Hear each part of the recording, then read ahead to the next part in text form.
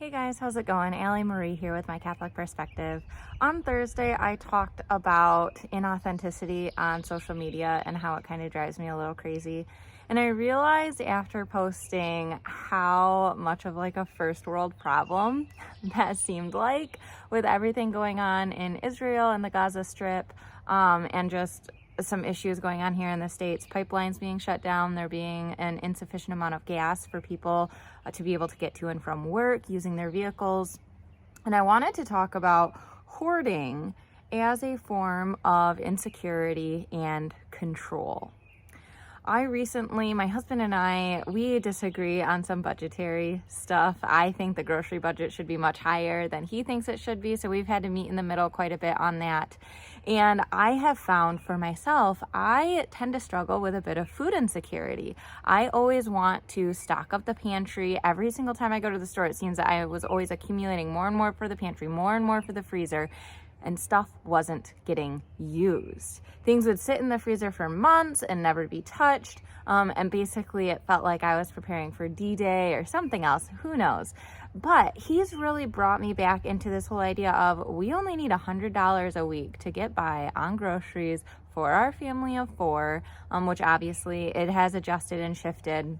And we have different funds for diapers and wipes. We have different funds for baby items in general, for the cats, things like that.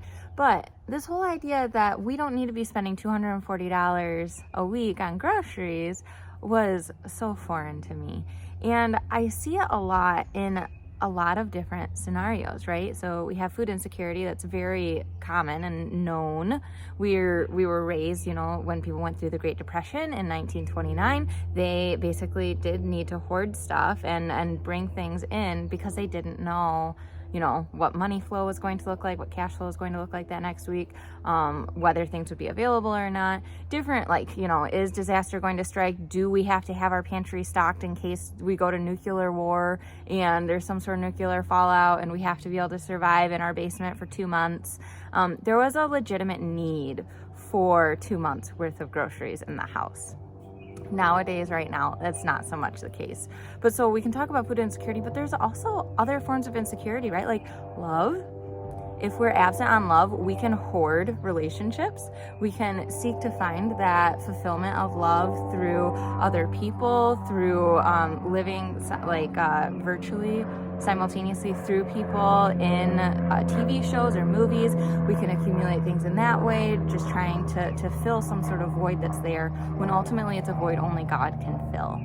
There was a song, there's that verse, do not worry about tomorrow, for tomorrow will worry about itself. There was a song, do not worry about tomorrow, for tomorrow will worry about itself, when I was growing up. And it is just so true, especially when it comes to like food insecurity or love insecurity, anything like that, any type of hoarding.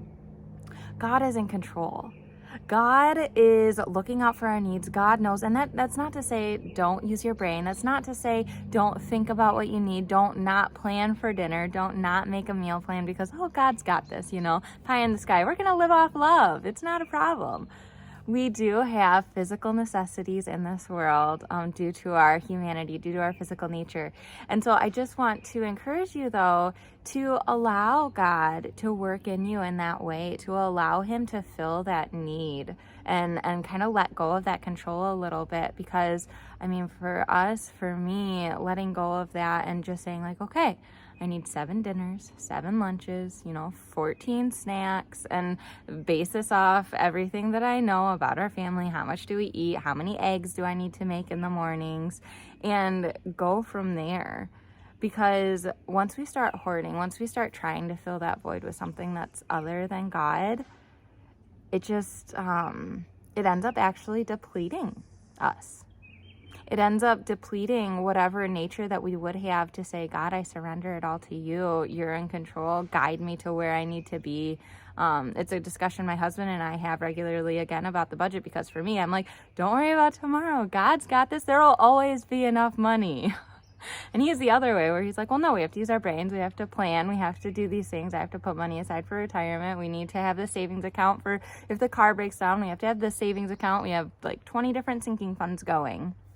And, I think that there's a definite balance between using our God-given intellect, our God-given nature of having a mind and free will and able to make decisions and reason.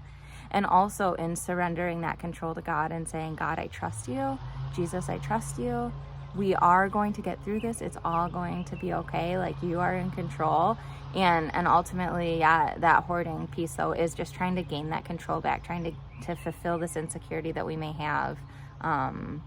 I remember back when right after I had my brain surgery in 2014, I had gained a bit of weight, and I started hoarding makeup. There was some sort of insecurity I had about how I looked because my cheeks were chubby or I weighed more, and it wasn't going away. So I started hoarding makeup so I could have this color eyeshadow on this day and this color blush that day and this color lip stain another day.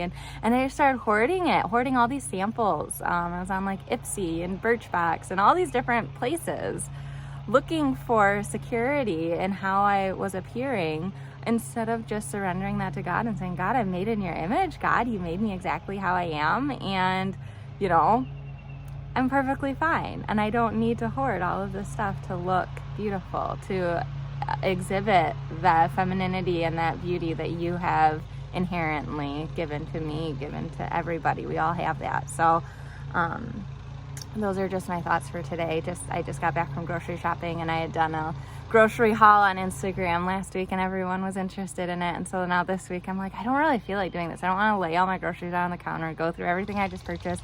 I'm okay sharing, a couple things that I feel like I got a really good deal on or anything like that. But it's just, it felt funny to go through everything when it's like, yeah, this is just our food. This is what we're eating. And you're going to find what works for your family.